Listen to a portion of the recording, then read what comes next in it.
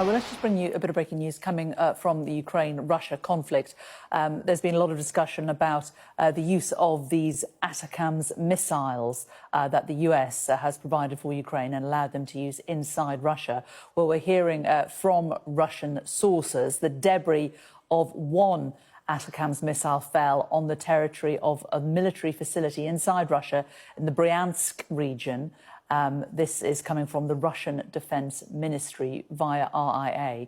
The Russian anti-missile system apparently downed 5 out of 6 of these missiles. And the Russian Defense Ministry says Ukraine hit Russia with these missiles. Let's bring in our security and defence editor, Deborah Haynes, who joins us from Rio de Janeiro, where the G20 is taking place. Deborah, the fact that we knew that Ukraine were going to be able to use these missiles in a slightly different way, was certainly with a further reach. This perhaps comes as no surprise. The fact that Russia says that these missiles have been used, can we believe them here? Well, the Ukrainian military said earlier today that it did launch an attack against Russian targets in the Bryansk region. They have not confirmed the use of these Army tactical missile system, ATACMS ballistic missiles, the weapon system that the US has supplied to Ukraine and has now given permission to Ukraine to use beyond its borders inside Russia. But that should be no surprise. What benefit does it give to Ukraine to confirm the use of these weapons? The only way that they want to demonstrate their use is by actually firing them. So it is worth listening to what the Russian Defense Ministry is claiming, and according to Russian reports, it's saying that the Ukrainians have fired 6 of these ATACMS missiles into Russian territory, claiming that 5 were shot down. 1, therefore, clearly got through. It'll be interesting to understand the extent of the damage caused by these missiles. But the actual tactical use of the systems is one thing. The strategic response from Russia could well be another.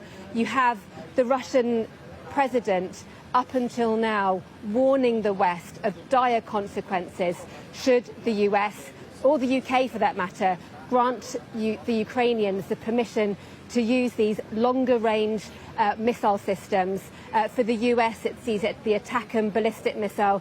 For the UK, it's the Storm Shadow cruise missile. That should they grant that permission, that they are playing with fire, that they could trigger a global conflict.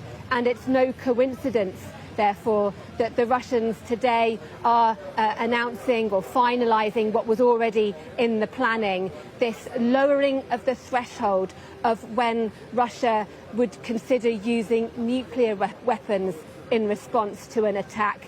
Under this updated doctrine, the Russian military could resort to a nuclear strike if the country is under conventional attack. And which is a lowering with, for example, the kinds of missiles that you're seeing at the moment, which is a different change of words. Before, the caveat of when a nuclear strike, a nuclear retaliation would be considered by Russia was in response to a nuclear attack or a conventional attack that threatened the very existence of the state.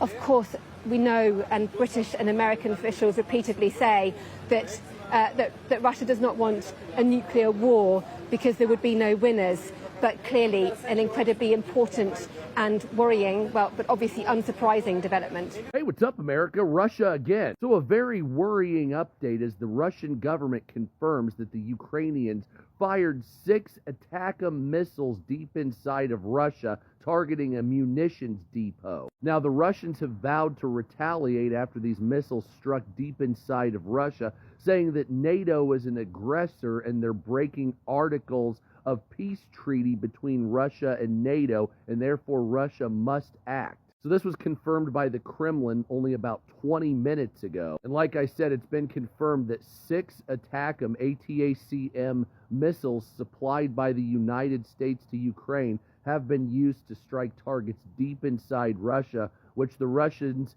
view as an abject violation against their sovereignty. The Russians state that Russian territory has now been attacked basically by NATO, and that, like I said, they must retaliate. You can go check out some of the footage on Twitter that's happening right now. But just want to give another shout out to Joe Biden for initiating World War III, you fuck.